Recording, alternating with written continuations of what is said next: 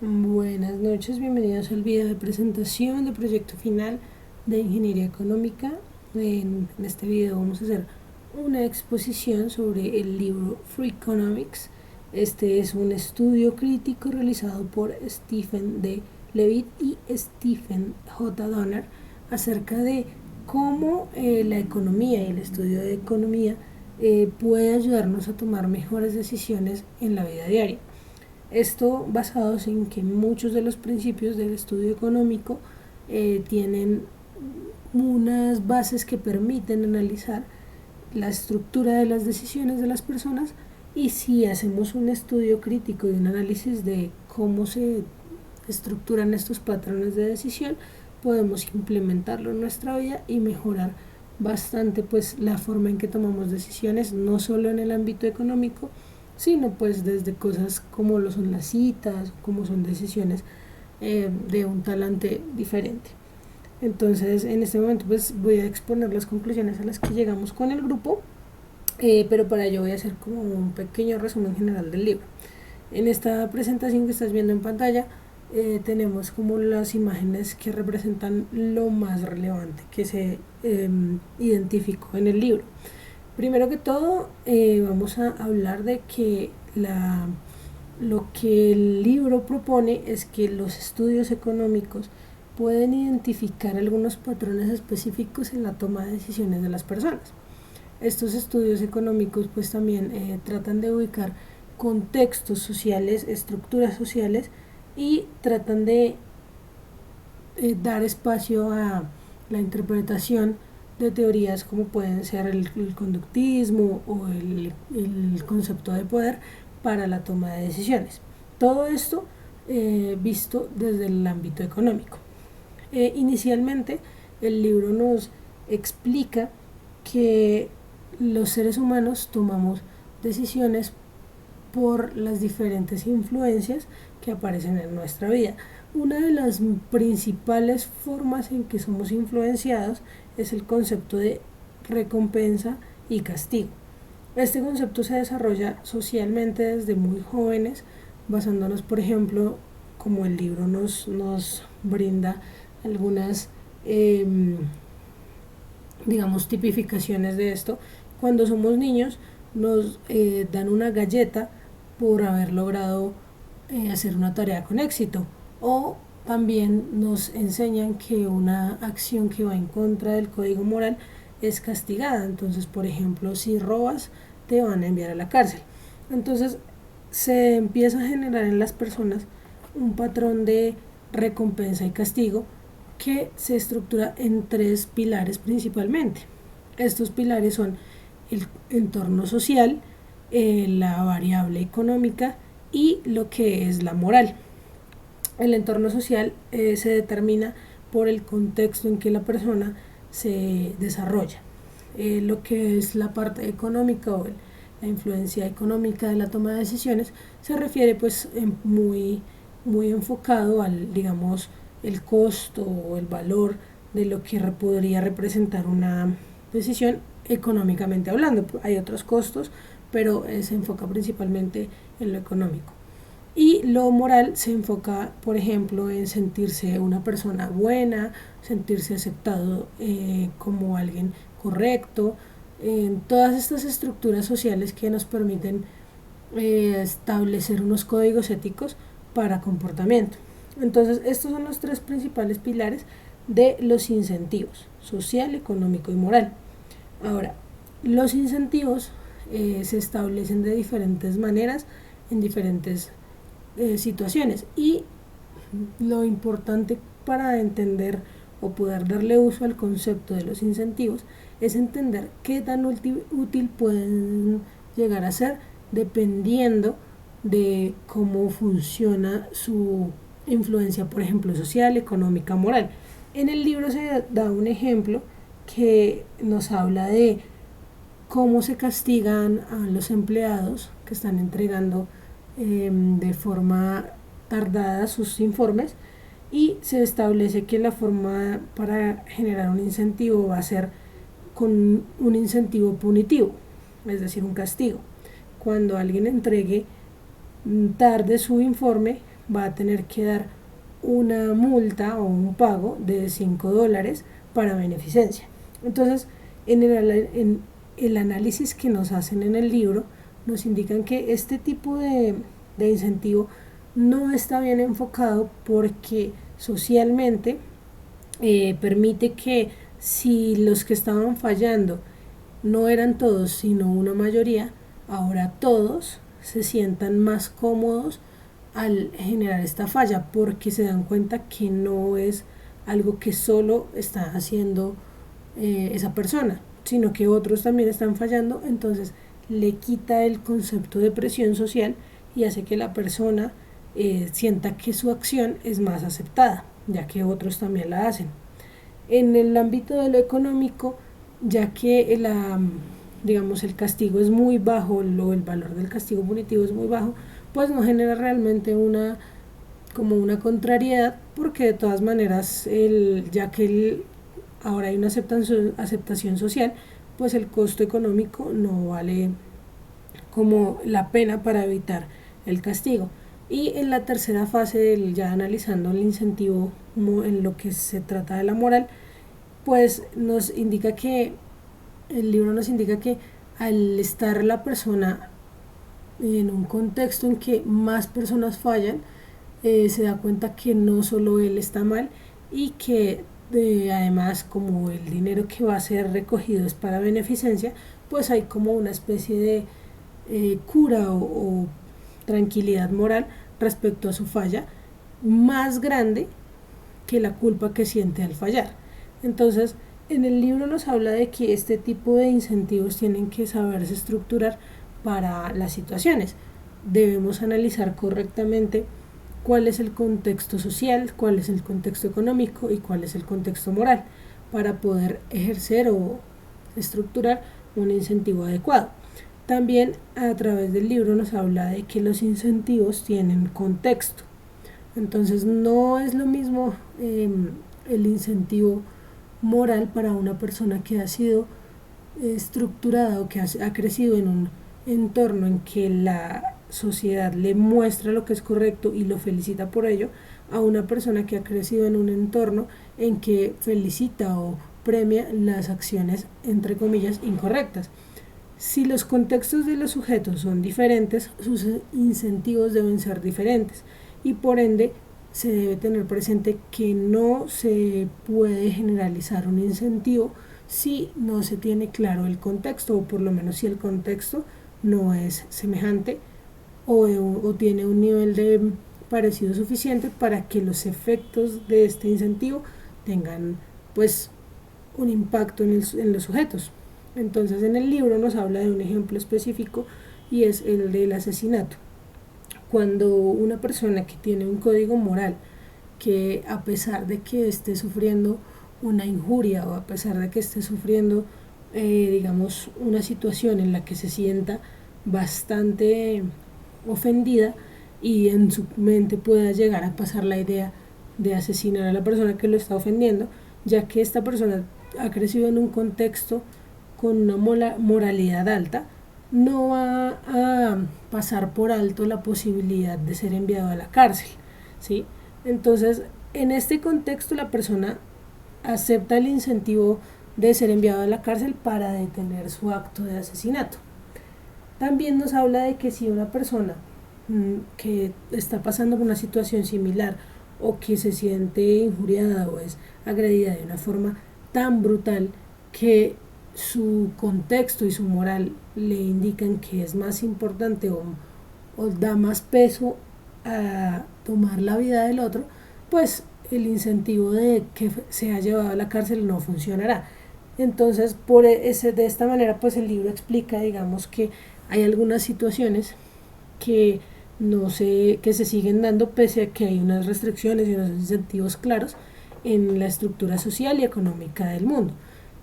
Analizando esta parte podemos concluir o podemos llegar a la idea de que efectivamente los incentivos están determinados no solo por el contexto del sujeto, sino por el estado del sujeto.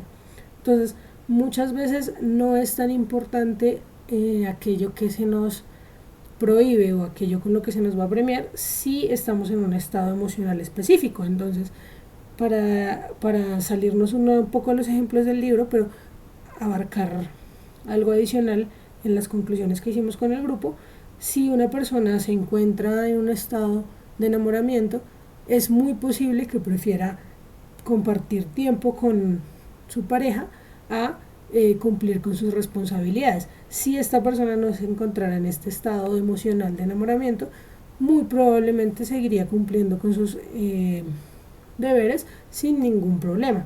Entonces es importante entender la naturaleza de los incentivos para aprender no solo a entender cómo nos incentivan a nosotros, sino incentivar a los demás y entender la situación y el contexto individual y del otro para poder generar unos incentivos más apropiados, tanto para nosotros mismos, como entender por qué algo nos incentiva o no nos incentiva, o por qué nos detenemos ante ciertas cosas y ante otras no, o por ejemplo para generar en alguna digamos interacción social que estemos llevando a cabo, por ejemplo un trabajo en grupo, si damos los incentivos adecuados, pues el grupo puede trabajar de una forma más efectiva.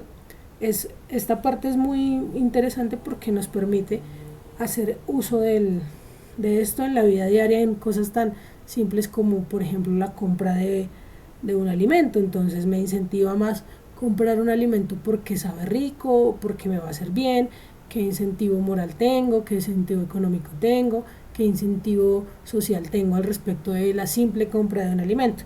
Entonces, identificar estos patrones nos permite tomar decisiones más asertivas.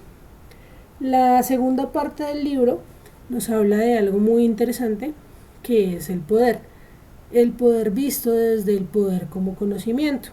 Entonces, en lo que se refiere al poder existen muchas teorías del poder, pero pues digamos que lo que pudimos concluir con el grupo es que aquí hablamos de el poder que se tiene cuando se sabe o se tiene una información adicional que otro desconoce.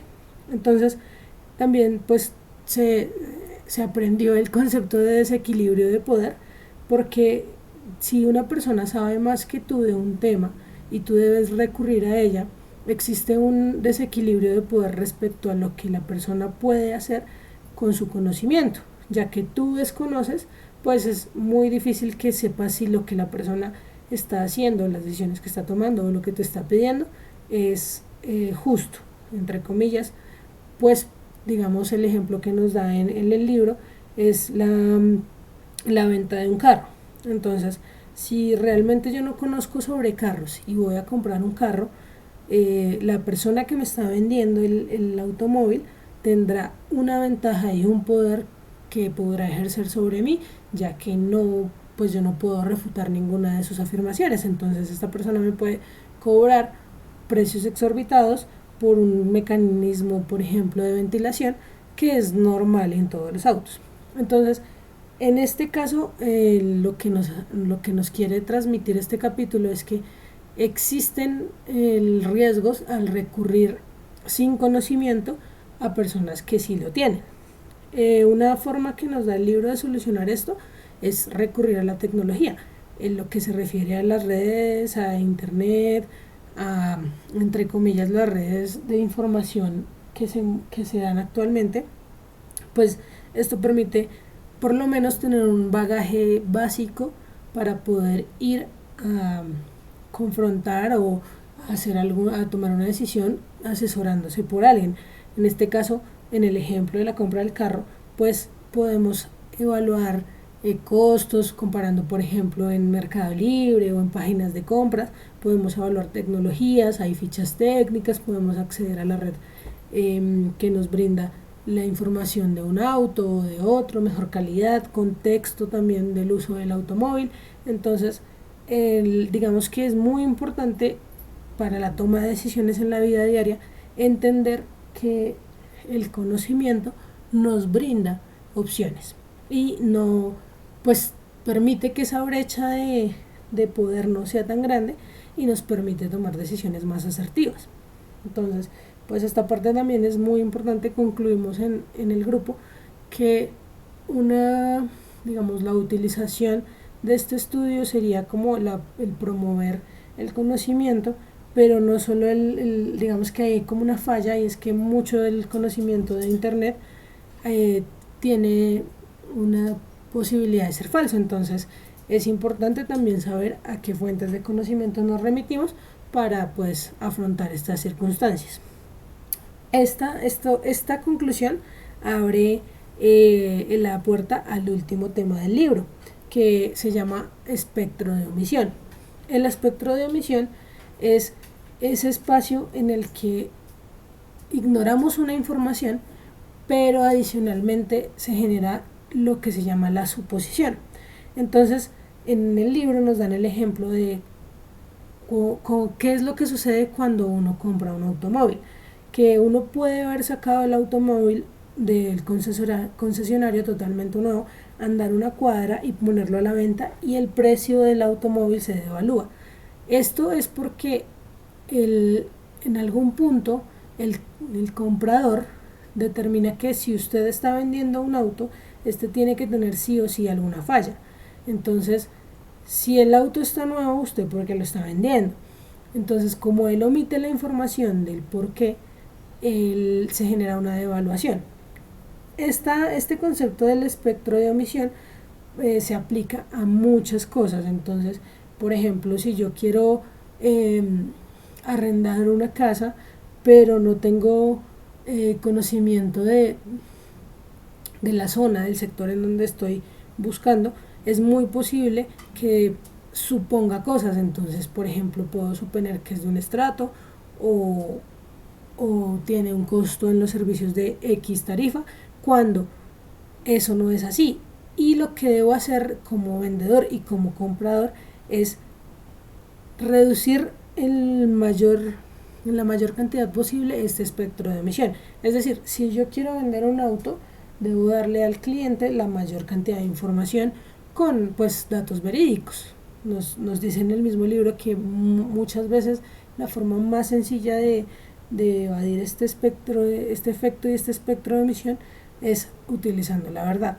Entonces también es importante, conociendo ya como comprador el efecto y el espectro de omisión, pues también yo tener la capacidad de preguntarle al vendedor, bueno, deme las indicaciones, porque está vendiendo, en el ejemplo del carro, porque está vendiendo su carro, en el ejemplo de la casa, indíqueme por favor cuánto es el costo de los servicios.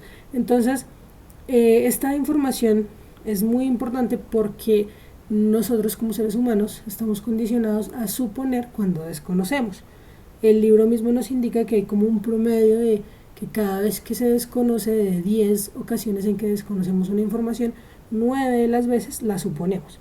Entonces, siendo de esta forma, si reducimos la cantidad de omisión, podemos mejorar nuestras decisiones, y adicionalmente si estamos siendo nosotros quienes generan ese espectro de omisión, entonces por ejemplo en el caso de la venta del automóvil, si le damos a las personas la mayor cantidad de información, es muy probable que su nivel de suposición baje y que las cosas fluyan de una manera más apropiada para ambas partes.